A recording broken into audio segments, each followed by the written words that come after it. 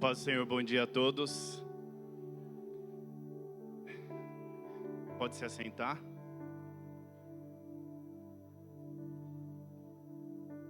Glória a Deus, né? Queria assim só dar uma reforçada naquilo que a diaconisa Sayumi falou aqui na frente, né? Muitas das vezes nós achamos que não somos capazes, colocamos dificuldade para de alguma forma ajudar ali, servir no ministério infantil. Mas assim, eu posso dizer que eu nunca me imaginei também servindo, ajudando no ministério infantil. Teve uma oportunidade que nós também, eu e minha esposa, nós ficamos à frente. E é só você dizer sim para o Senhor que Ele vai te dar toda a capacitação, a graça que é preciso para cooperar com esse ministério. Não somente esse, mas seja qualquer um que Ele te colocar. E quando eu me vi assim, de repente fizemos um culto só para as crianças, né? Toda vez que eu me lembro assim, meu coração se alegra. A gente teve a oportunidade de ministrar ao coração dos pequenos e no final a gente estava chorando com eles também, né? Quem nunca me imaginei, né? Um grandão, 2 metros, quase, e ajudando ali, servindo no ministério infantil. Creio que é uma bênção. É muito gratificante você ver assim Deus fazendo coisas maravilhosas e desde já falando ao coração dos pequeninos. E realmente, como ela falou, está tendo uma necessidade muito grande. Se você sente no seu coração, né? Ou você até hoje tinha esse receio de querer ajudar, mas pensava que não iria dar conta, que não iria conseguir, que não tem jeito, o Senhor te capacita. O Senhor te capacita. E eu creio que Ele vai usar você ali como instrumento na vida dos pequenos. Não somente aqui, mas primeiro no seu lar. Primeiro no seu lar. Então, o que Ele espera tanto de mim quanto de você é simplesmente um coração que diga sim para aquilo que Ele está querendo, para aquilo que é a necessidade do momento. Amém? Né? Hoje é com alegria, mas também com tremor que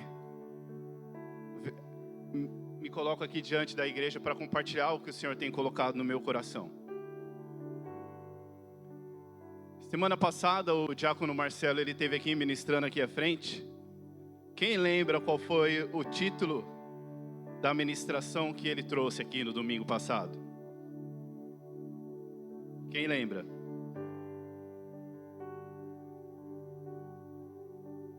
Alguém lembra? Vamos ver se era isso mesmo.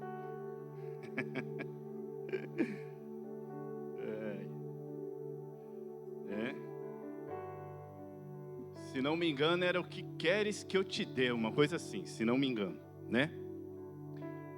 Não quero copiar aquilo que ele falou, mas se você for dar um título para aquilo que o Senhor tem colocado no meu coração para que fosse compartilhado hoje, era como se o Senhor estivesse perguntando o que eu espero de você.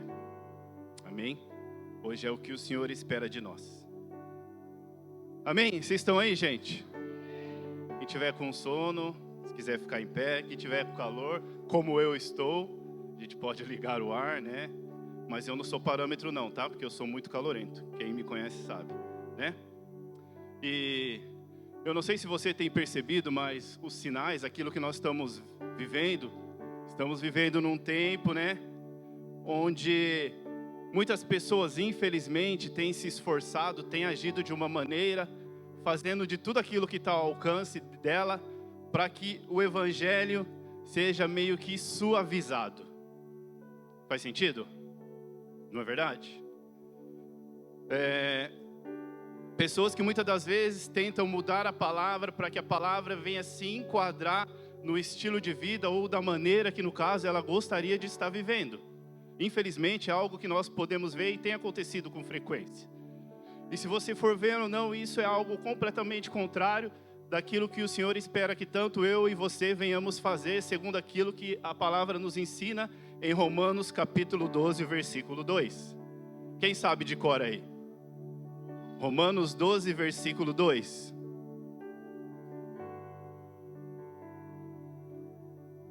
Quem falou aí? Pode falar, né? Sermos transformados, né? Romanos 12, capítulo 12, versículo 2 diz: para que nós venhamos ser transformados pela renovação do nosso entendimento, para que venhamos experimentar a qual seria a boa, agradável e perfeita vontade de Deus. Não é isso que diz? Amém? Só que em vez disso, nós estamos invertendo a ordem das coisas, nós procuramos mudar a palavra, tentamos renovar a palavra para que ela venha se adequar naquilo que seria a minha vontade, naquilo que eu gostaria de viver, naquilo que eu gostaria de fazer. E não é isso que o Senhor espera que tanto eu quanto você venhamos a fazer. Sim ou não? Não é verdade? E é um movimento que muitos deram até um nome para esse movimento. Em alguns lugares chegam a chamar de hipergraça. Não sei se você já ouviu essa expressão, né? E nesse movimento, ou pessoas que creem nisso, são pessoas que muitas das vezes costumam dizer que por não viverem mais embaixo da lei e sim embaixo da graça, elas procuram arrumar motivos ou dar desculpas para viver da maneira que satisfaça o ego delas. São pessoas que, eu me coloco nisso também, tá? Primeiro Deus fala comigo, né? Não estou aqui para apontar o dedo, nada. Estou na mesma situação que todos. Também preciso ser transformado todos os dias como todos vocês. Amém? Né? E pessoas que muitas das vezes pensam dessa forma, elas não aceitam até que outras pessoas possam corrigi-las, que outras pessoas venham confrontá-las, que outras pessoas tenham uma opinião diferente da opinião que elas têm ou daquilo que elas querem crer. E se for falar assim num português claro, né, eu não encontrei uma palavra mais atual, mas infelizmente parece que está se formando a geração mais mimimi dos últimos tempos, não é verdade? Você não pode falar nada porque tudo desagrada, tudo, né, fica triste, fica chateado.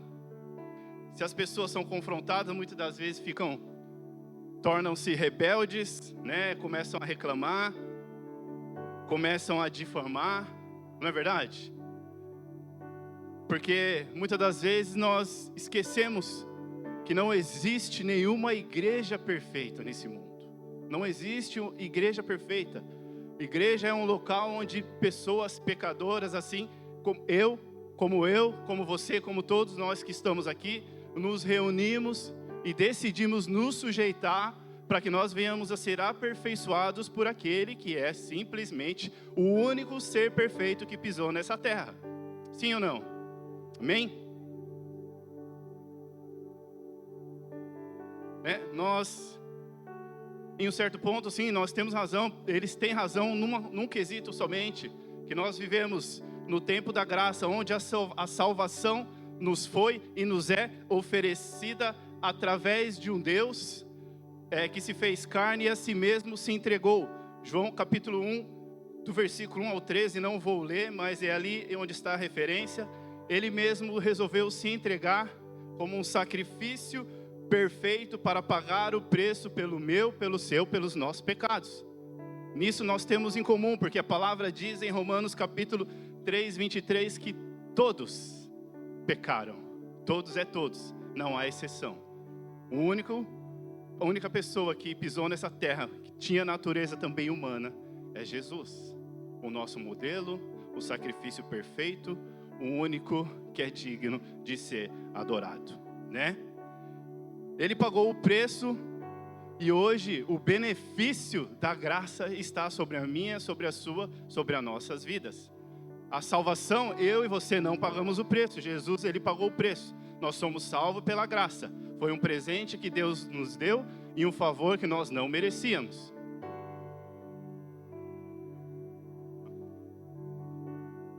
Né? Então eu e você podemos crer que para recebermos a salvação que é pela graça, nós podemos receber sim, mas entrar no reino dos céus vai nos custar todo o nosso esforço e todo o nosso empenho. Amém? Se você for ver Mateus capítulo 22, do versículo 1 ao 14, aonde Jesus ali ensina, ele conta a parábola que fala das bodas nupciais,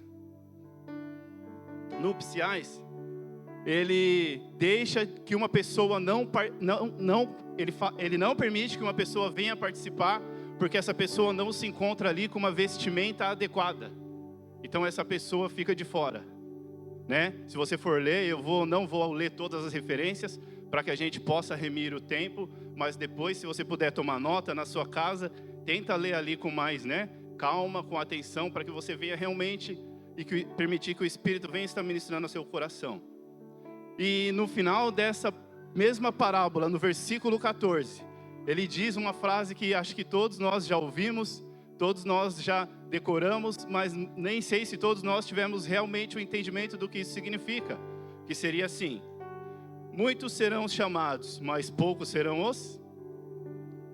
Muitos serão chamados, mas poucos serão os escolhidos. E algo que o Espírito Santo sempre fala ao meu coração, quando me vem essa passagem à mente, é que fazer de tudo para participar, de ser escolhido por Ele, deve ser uma escolha nossa diária, todos os dias. Amém? Para que nós sejamos escolhidos por Ele, nós precisamos escolher Ele primeiro, né? Vou tomar uma aguinha aqui. Tudo bem, gente? Se caso tiver alguma dúvida depois, né? Estamos aí. Mateus capítulo 3, do versículo 1 ao 17. Também eu não vou estar lendo agora, mas você possa ler ali, acompanhar com mais calma no seu lar, ou durante o seu tempo de leitura. É uma passagem também muito conhecida, onde ali ele ilustra o batismo de Jesus no Rio Jordão. Ele foi batizado ali por João Batista. Amém? É uma passagem muito famosa, muito conhecida, que eu creio que todos nós já lemos. E eu não sei você, mas quando eu li isso pela primeira vez, eu me imaginei ali, no meio ali do povo, visualizando aquilo. Nossa, foi muito assim, edificante, né? E através dessa passagem, do exemplo ali, daquilo que João Batista fez, eu e você, nós podemos tirar muitas atitudes, muitos exemplos que se encaixam para que nós venhamos a praticar ainda nos dias de hoje. Amém? Se você quiser anotar isso, né? Qual é a primeira atitude que João fez e que também o Senhor espera tanto de mim quanto de você que venhamos fazer no dia de hoje? Se você for colocar o contexto ali, ele estava pregando sobre o arrependimento dos pecados e preparando o caminho para que Jesus viesse e depois dali desse início ao seu ministério. Então ele estava ali aguardando a primeira vez que Jesus viria para esse mundo, não é verdade? E João ali, a primeira coisa que ele fez foi, ele preparou o caminho para o Senhor, né? Ele preparou para a primeira vinda.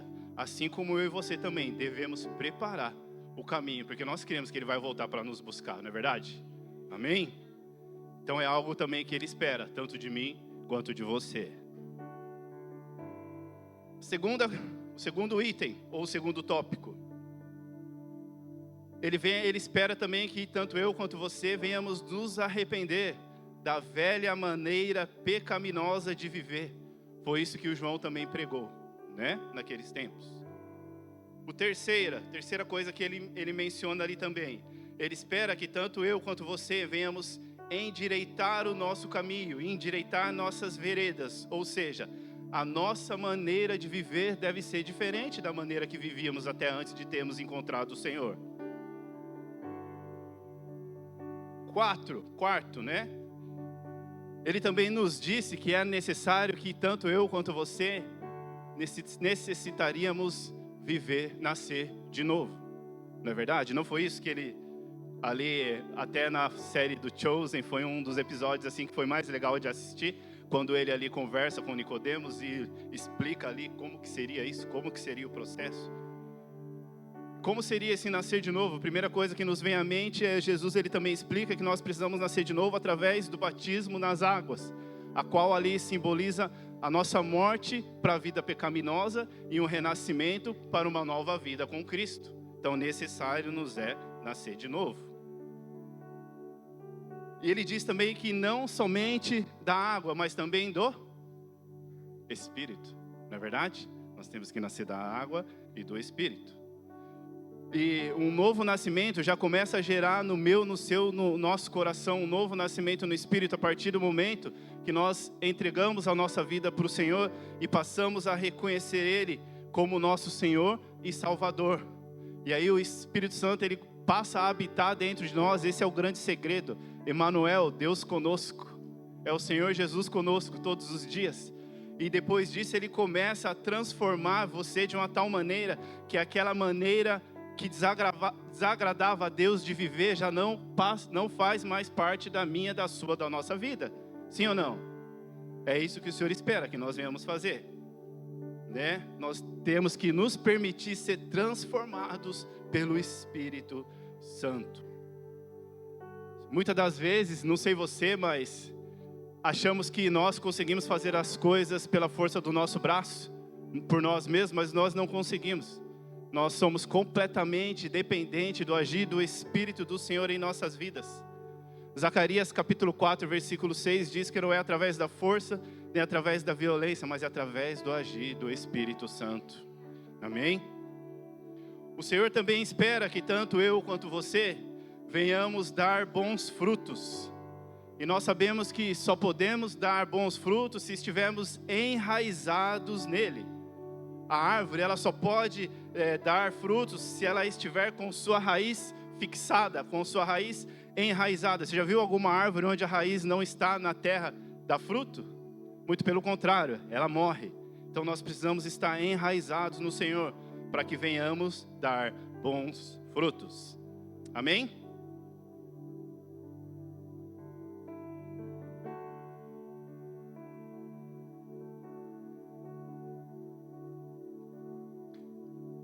Passando para o capítulo seguinte do livro de Mateus, capítulo 4, ele vai relatar ali o que acontece depois que o Senhor Jesus ele foi batizado no Rio Jordão, né? Se você for ver ali no final do capítulo 3, diz que ele foi batizado e o Espírito Santo desceu sobre a vida dele numa forma corpórea de pomba. Ali ele foi enchido do Espírito e do céu se ouviu uma voz que dizia: esse é o meu filho amado que tem me dado alegria, ou em quem me comprazo. A partir daí no capítulo 4 vai relatar o que Jesus fez depois de ser batizado, né? Ele foi levado para o deserto pelo diabo, e aonde ali nós conhecemos essa história também. A Bíblia diz que ele foi levado pelo deserto pelo Espírito Santo, corrigindo, e onde ele foi tentado pelo diabo, e ali ele ficou 40 dias em jejum, né? E depois de ser tentado pelo diabo, depois de ele ter vencido esse processo de tentação e não ter pecado em nada, ele deu início ao seu ministério. E o que me chamou a atenção, né? Ele começou ali a pregar a mesma coisa que João Batista pregava. Jesus não nos ama? Ele ama, não ama? Sim ou não? Ele nos perdoa. Sim ou não? Mas você vê que a maneira dele de agir ainda é a mesma nos dias atuais. E o que me chamou a atenção é que ele ali começou a separar os discípulos, mas a primeira coisa que ele falou, assim, pregando mesmo, iniciando seu ministério, no versículo 17, ele começou assim já dizendo: arrependei-vos, porque é chegado o reino dos céus. Não mudou. A mesma frase que João Batista pregava, Jesus iniciou o seu ministério pregando a mesma coisa, né? Ou seja, será que eu e você algum dia nós pensamos que o mesmo Deus que nos amou, que a si mesmo se entregou, que é a manifestação do amor nessa terra, será que ele não ia pedir nada de mim e de você? Será que simplesmente ele iria me amar e eu iria viver da maneira que eu gostaria, da maneira que eu quisesse, da maneira que me satisfazesse? Não, muito pelo contrário. Embora ele pregou o amor, ele veio para resgatar, ele veio para restabelecer aquilo que havia se perdido, que é a nossa comunhão com o Pai. Ele iria exigir algo de mim e de você, para que pudéssemos nos enquadrar nos padrões do reino dele, né? Amém? Jesus, durante seu ministério, ele fez obras maravilhosas. Ele curou, Ele restaurou, Ele libertou, Ele ressuscitou pessoas. Não foi? Não foi coisas maravilhosas que o Senhor fez? Mas essas pessoas que tiveram o privilégio de serem ali restauradas, curadas, libertadas, elas não permaneceram da mesma maneira depois que o Senhor tocou na vida de cada uma delas. Elas não viveram da mesma forma depois de que foram tocadas por Ele. Faz sentido? Né? Algo assim que me espanta, e um exemplo assim que eu acho muito tremendo, é o exemplo de Zaqueu. Zaqueu, ele era o quê, gente? Quem sabe? As crianças aí, alguém sabe? As crianças nem estão... Alguém sabe? E aí, ele era um cobrador de impostos. Ele era um publicano. E se você for ver algumas das características de uma pessoa que era cobradora de impostos naquela época, ela era uma pessoa que tinha uma mente corrupta, tinha uma mente defraudadora, e ali depois que ele ficou ali, que ele foi tocado ali pelo Senhor, você vê que a natureza dele mudou por completo. De ser uma pessoa corrupta e defraudadora, ele mudou para um homem justo. Tanto é que ele fala uma frase ali que nos impacta. Ele fala assim: se alguém tem defraudado, a essa pessoa eu restituirei 4 vezes mais. Houve uma mudança tremenda aqui, não é verdade? Então você vê que a partir do momento que o Senhor entra nas nossas vidas, sim, os frutos têm que acompanhar. As mudanças têm que acontecer. Um outro exemplo também, que é muito famoso, muito conhecido, que fala acerca da mulher que foi apanhada em um caso de adultério, não é? Que ali, segundo a lei de Moisés, os fariseus, os escribas, as pessoas ali daquela época, chegam até a pressionar Jesus, que dizendo, né, que a lei de Moisés ordenava que essas pessoas fossem apedrejadas. Aí eles levam aquela mulher ao encontro ali de frente para Jesus e pressionam a ele para ver se ele iria contrariar a lei de Moisés ou se ele iria ordenar que fosse cumprida. E Jesus, por saber de todas as coisas, a atitude que ele teve acabou com o argumento daquelas pessoas, não é verdade? Ele disse: aquele que não tem pecado, que atire a primeira pedra. E não ficou nenhum, né? E depois ele falou para a mulher que ele não iria condená-la, mas queria perdoá-la. Depois de receber o perdão do Senhor, ele também disse algo para ela que ficou marcado, que foi muito impactante. Quem sabe? Vás e não peques mais. Não é verdade? Foi o que ela ouviu ali do Senhor. Ele perdoa, Ele restaura, Ele restitui, Ele cura, Ele liberta. Mas Ele espera que eu e você, a partir daí, venhamos viver de uma maneira diferente, né? Algo assim que o Espírito Santo tem falado comigo ultimamente. Sim, Deus, Ele ama todos. Deus, Ele não faz acepção de pessoas. Jesus veio para que todos tenham a oportunidade de ser salvos. A vontade do Senhor é para que todos venham se arrepender e que todos venham ser salvos. Por isso que Ele mandou que o Evangelho fosse pregado nos 4 cantos da terra. Essa é a vontade do Senhor. Só que também ali tem pessoas que não vão querer ouvir, e essas pessoas dizem que já serão condenadas. Ou seja, então eu posso entender com isso que Deus, Ele não faz acepção de pessoas, Ele ama a todos, mas Ele faz acepção de escolhas e atitudes. Amém? Né? Porque a palavra mesmo fala que as nossas transgressões fazem separação entre nós e o nosso Deus. Se a pessoa, depois de encontrar a Cristo, ela não mudar, ela realmente não abandonar a vida de pecados, não mostrar através dos frutos, essa é uma pessoa que, pelas atitudes, vai sim ser, né? Vai entrar nas pessoas que seriam ali, iriam sofrer, vamos dizer, entre aspas, a acepção, que não seria escolhidas. O Evangelho, ele nos alcança para que nós venhamos ser transformados por Ele. Amém?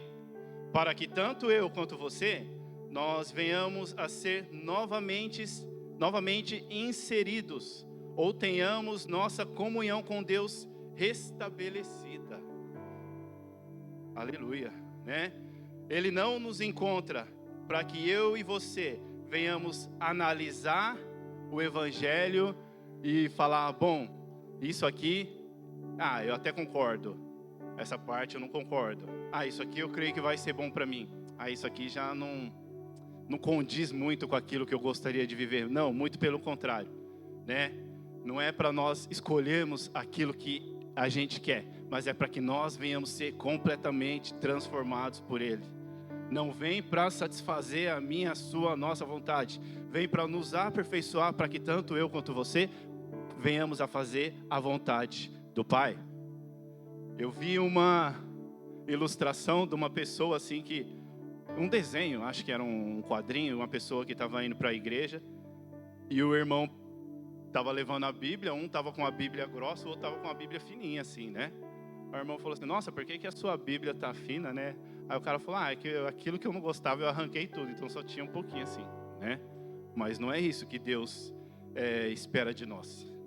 Ele vem para operar em nós, para nos transformar, para que assim como o pastor Bruno pregou aqui semana passada, para que tanto eu quanto você venhamos ser agentes transformadores na vida de outras pessoas. É para isso que Ele nos chama, não é verdade? É algo que eu costumo dizer, né? É um paradoxo, é um verdadeiro paradoxo. As coisas de Deus não são iguais àquilo que a gente pensa, é completamente diferente. Se você for ver, Deus espera que tanto eu quanto você, nós venhamos perder para ganhar. Perder o controle das nossas vidas para ganhar a vida eterna. Amém? Ele espera que eu e você, nós venhamos morrer para viver. Para que o velho homem venha morrer e para que depois nós venhamos viver com Cristo. A natureza pecaminosa, o velho homem, é necessário que morra para que nós possamos viver com Cristo e para Ele. É preciso descer para subir. É preciso descer aos pés de Jesus, nos humilhando, para que possamos subir com Ele no grandioso dia. Morrer para viver, perder para ganhar, descer para subir. Amém? E é interessante assim que se você for ver no capítulo 4, ali Jesus ele começa o seu ministério e ele já vem pregando às pessoas acerca que era necessário que viesse o arrependimento, porque a partir daquele momento, eu gosto de imaginar essa cena, você vê assim, ele pregando, é chegado o reino de Deus, e o próprio rei vem ali trazendo a mensagem naquele exato momento.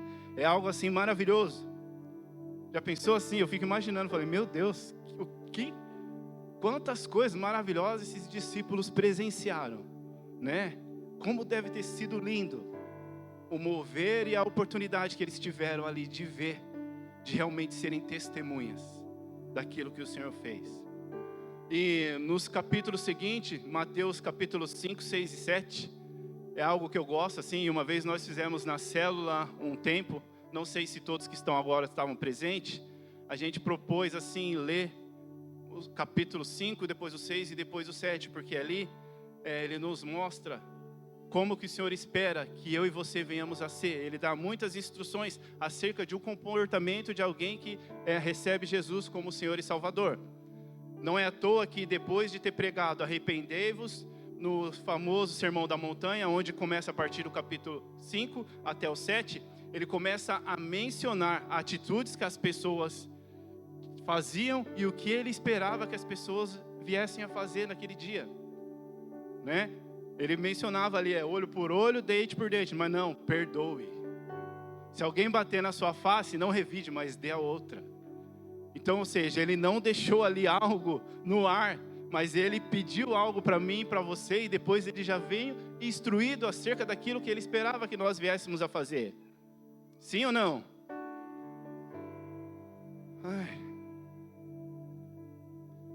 E ele espera isso de nós, né? Para que nossa natureza venha a ser moldada por Ele, para que eu e você, para que os atributos ou os defeitos, aquilo que era do velho homem, venha a ser transformada, venha a ser mudada, para que a partir do momento, tanto eu quanto você, nós venhamos ter requisitos ou qualificações que façam com que nós também venhamos poder participar do reino dele. Amém? Faz sentido, gente? Amém?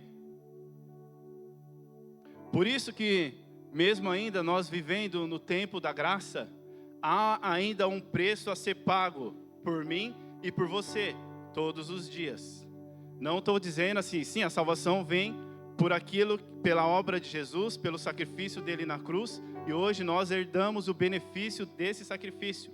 Mas pessoas que são transformadas por ele, nós temos que viver de uma maneira diferente. Por isso que Gálatas 2:20 fala: já não sou mais eu quem vivo, mas Cristo. Ele que tem que viver em mim, Ele que tem que me guiar, Ele que tem que me conduzir. Não sou mais eu. O velho eu tem que deixar de existir. Que ele cresça e eu diminua. Isso é o que o Senhor espera de nós. Amém?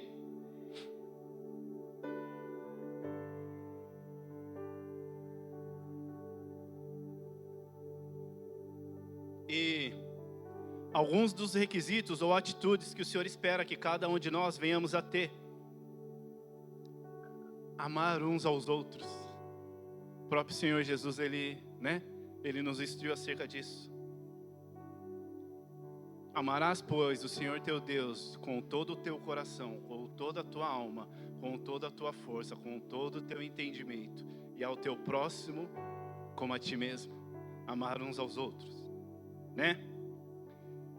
Também Ele espera de nós, tanto de mim quanto de você, que nós venhamos ter paz com todos, e a santificação sem a qual ninguém verá a Deus.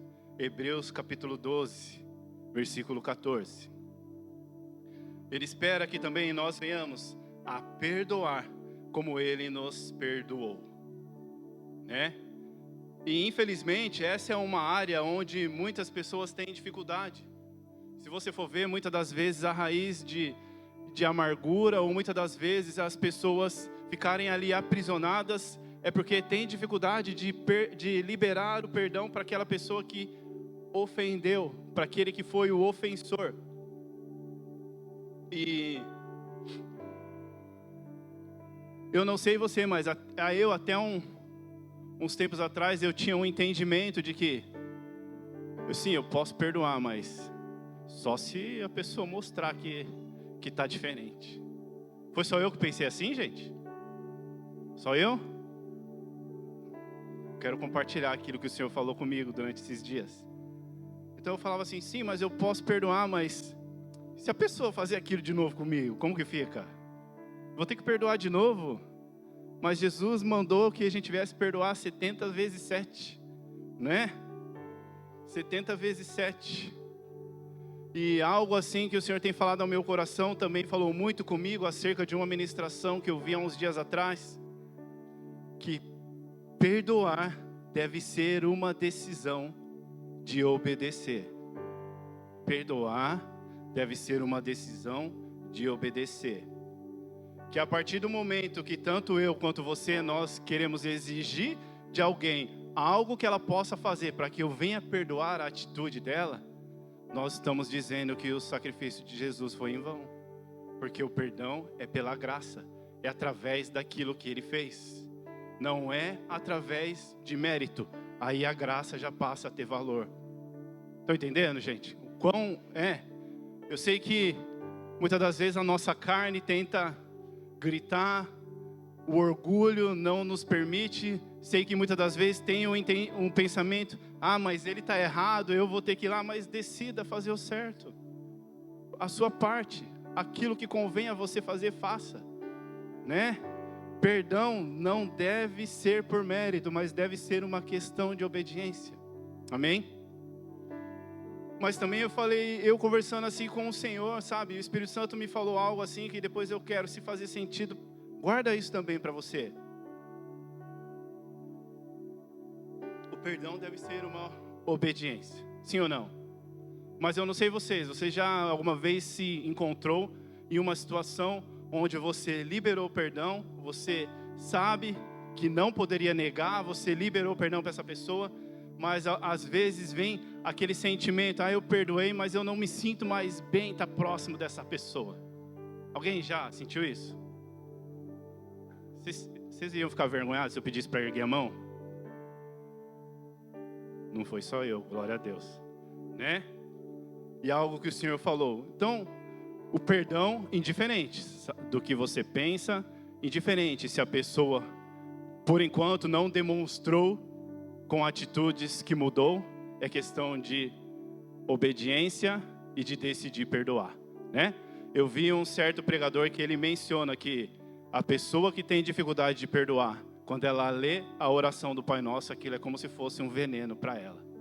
Porque como ela vai pedir para Deus perdoar as ofensas dela, se ela mesma não consegue perdoar a quem ofendeu a ela? É algo forte, né? Eu sei que durante esse processo, sim, às vezes a gente vai e libera o perdão, só que parece que algo ali foi quebrado. Parece que as coisas já não andam como andavam da maneira anterior. Parece que há uma certa resistência.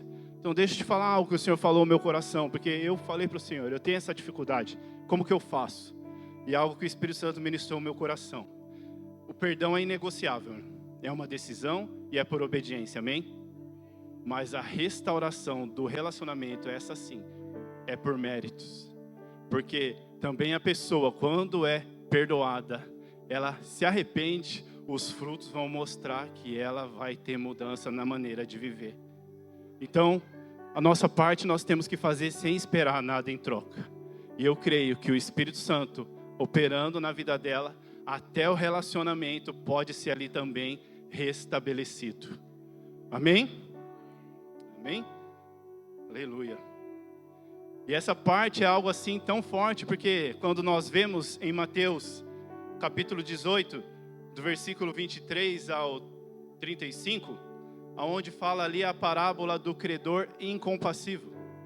Fala que ele recebeu o perdão do rei por uma dívida ali que não teria como ele pagar, que era um valor exorbitante, era uma fortuna.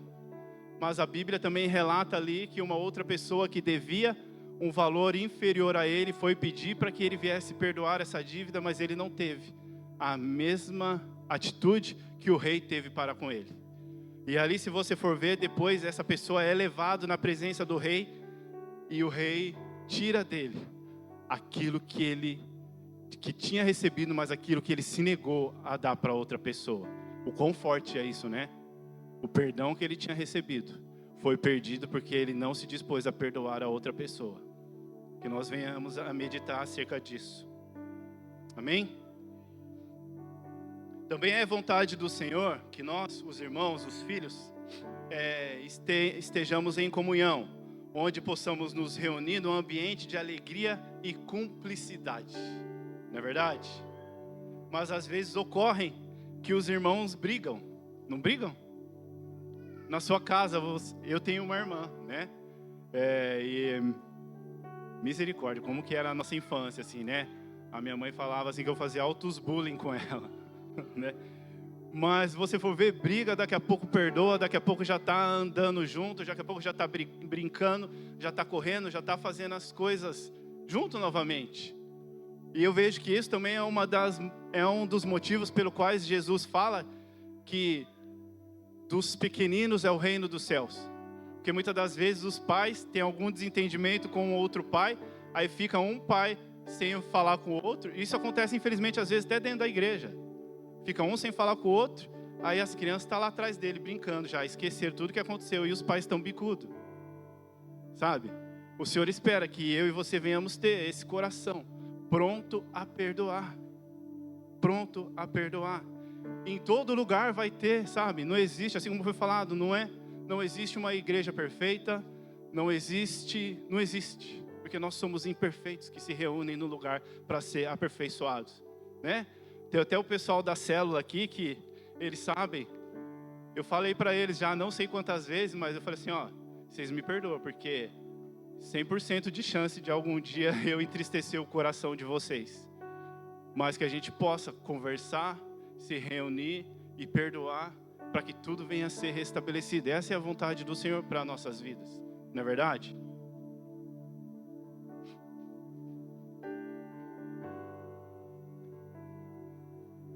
Aleluia, né? Então, tanto eu e você, nós precisamos saber que nós somos pessoas falhas. Somos pessoas falhas que, infelizmente, muitas das vezes nós ficamos preocupados por aquilo que as pessoas vão pensar, né?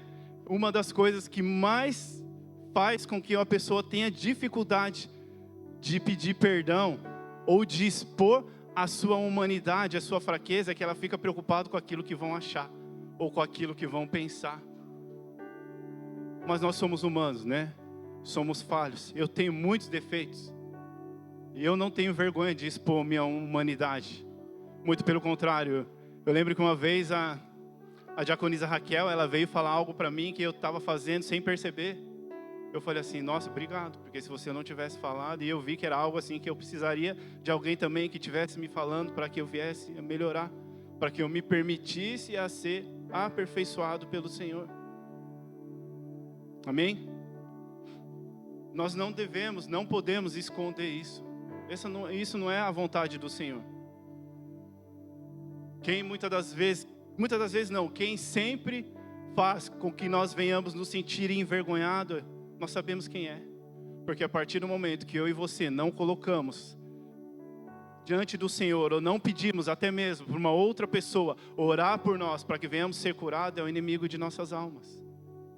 Deus não quer isso. Deus, Ele quer que nós venhamos realmente orar, colocar diante dele as nossas dificuldades, as nossas debilidades, e crer que Ele é aquele quem vai nos capacitar em todas as coisas. Então hoje eu me coloco aqui na mesma situação, e eu sou igual, não sou nada diferente de cada um de vocês. Da mesma forma, eu preciso de alguém. Às vezes eu falo, pastor, vamos conversar aí, porque estou precisando que o Senhor me ouça, né? Eu lembro assim, irmãos, eu vou falar isso porque eu não lembro se eu já falei aqui, mas foi bem no começo da minha conversão, né? Tadinho do pastor. O pastor já passou uns... ainda bem que Deus transforma, né?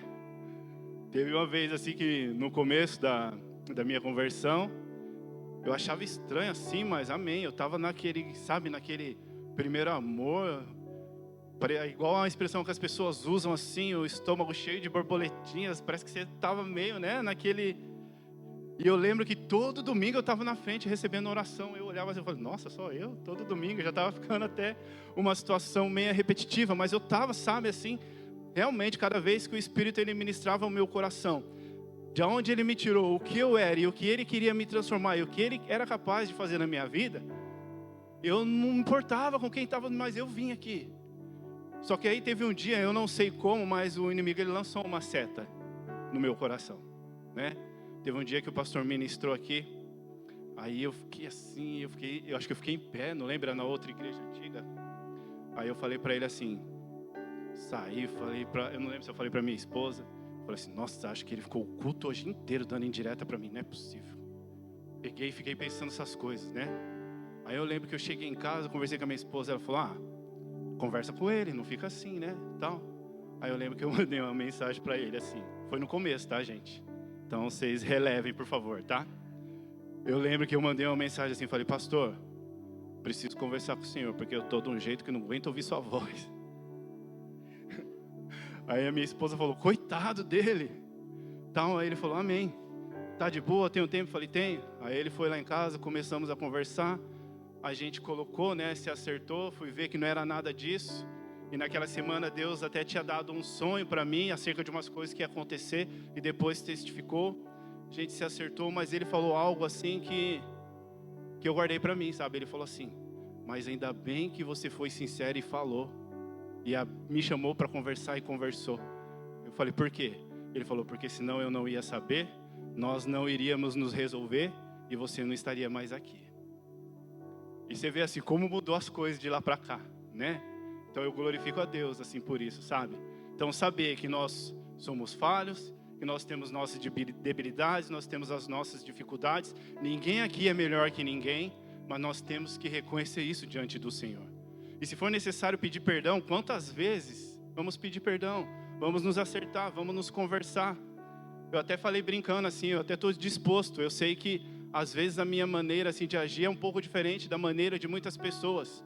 Eu até ia falar, se de alguma maneira eu magoei algum de vocês, vamos fazer uma filinha ali atrás, ali, porque eu quero resolver essa situação.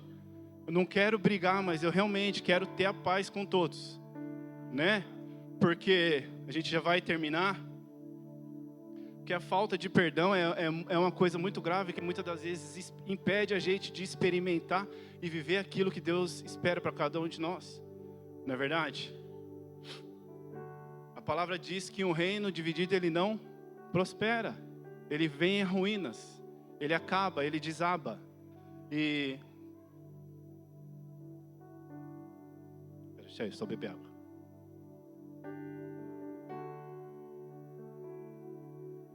E algo assim que o Senhor falou no meu coração acerca daquela passagem que nós acabamos de ler. Seguir a paz com todos e a santificação, sem a qual ninguém verá a Deus. Eu tinha um pensamento muito egoísta acerca dessa passagem.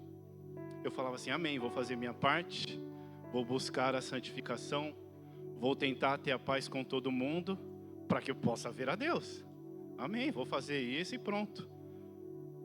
Eu estava assistindo um podcast, uma ministração, que um pastor ele trouxe uma outra visão acerca dessa passagem, que eu falei, uau, o negócio a gente tem que se comprometer mais além disso.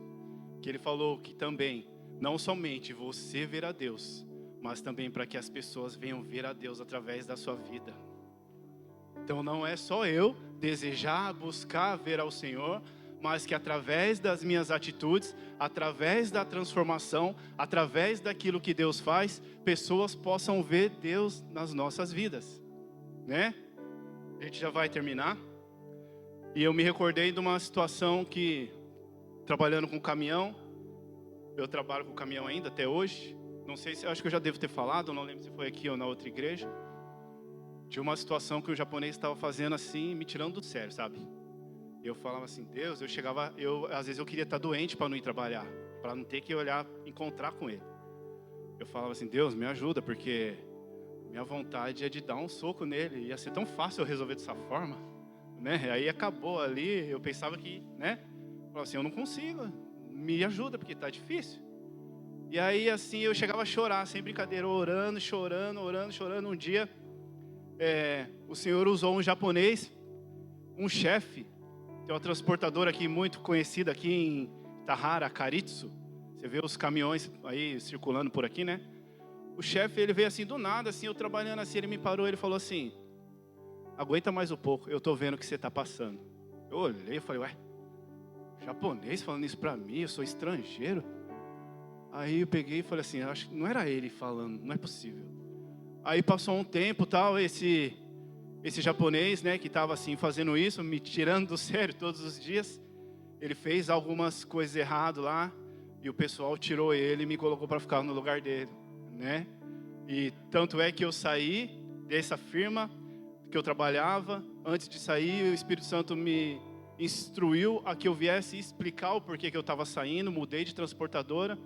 E é maravilhoso porque aconteceu que eu mudei de transportadora e essa transportadora que eu estou agora não fazia serviço para essa firma. E começou a fazer, acho que o ano passado, e lá tem um quadro assim onde tem a foto de todos os funcionários, né? E esse chefe, ele chegou lá e ele falou, ué, eu conheço ele, o que ele está fazendo aqui? Aí falou, agora ele está aqui trabalhando com a gente e tal, passou a trabalhar aqui, né? Aí ele falou assim, eu quero que você mande ele para lá.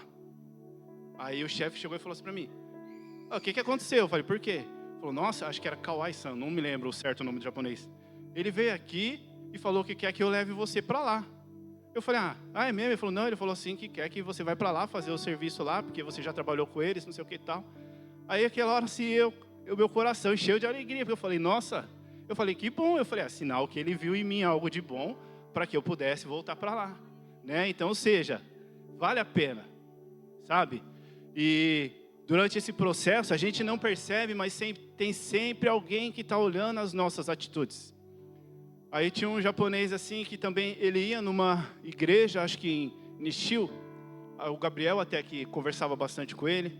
Aí ele falou assim, aí eu estava ensinando um serviço que eu já aprendi, ia passar para ele ficar no meu lugar, que eu ia faltar, eu acho, eu não lembro a situação. Aí ele falou assim, não foi fácil para você tal época, né? Eu falei, é verdade, você lembra, né? Ele falou, o fulano lá, o nome da pessoa era difícil, né? Ele falou, mas como que você aguentou tudo aquilo? Ele falou assim, porque eu vi, né? E como você aguentou tudo aquilo? Eu falei, só orando e chorando e colocando diante de Deus. Aí ele falou, sugoi, né? Então você vê que ele viu, né, também. Tem sempre alguém vendo, sempre alguém prestando atenção. Se nós realmente estamos fazendo com que os outros venham a Deus ou não. Amém? Queria pedir que os irmãos pudessem se colocar de pé.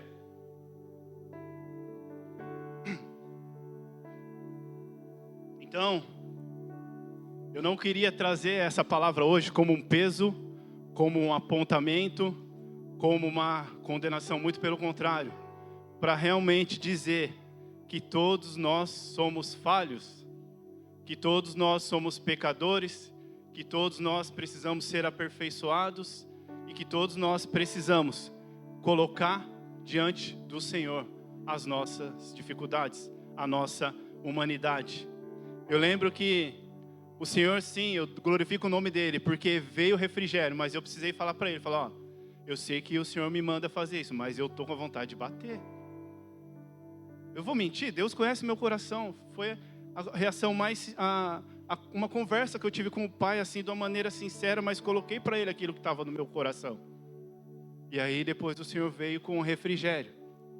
Por quê?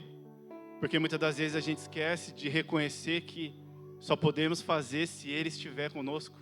Não é nós, é Ele em nós, é Cristo em nós. Então a gente vai estar aqui entoando uma canção.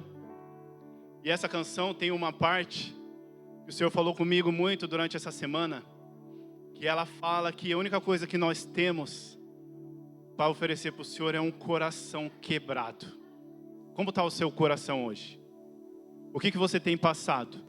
O que muitas das vezes tem te tentado tirar a sua paz? Qual seria no caso a sua humanidade?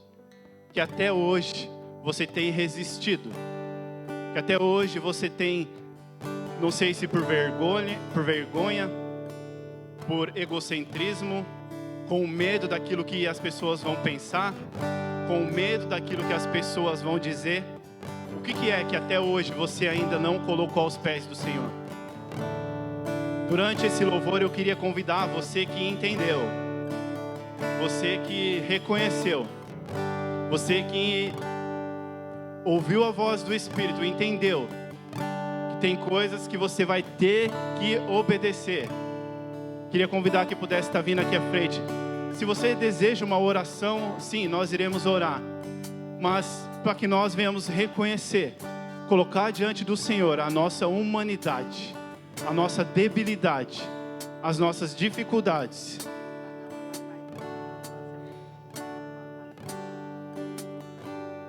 Assim como foi dito, nós estamos na mesma situação, na mesma condição. Não há ninguém melhor que o outro. Mas que nós possamos realmente colocar diante do Senhor as nossas vidas, para que nós possamos orar. A palavra diz que aquele que me reconhecer diante dos homens, eu o reconhecerei diante do meu Pai que está nos céus. Diante do meu Pai que estás no céu. Não tenha vergonha. Se for necessário, ajoelhe. Se você te sentir vontade de chorar, chore. Mas coloque diante do Senhor hoje a sua humanidade, a sua dificuldade, aquilo que até hoje você tem tentado lutar com a força do seu braço. Ore ao Senhor, coloque diante dele.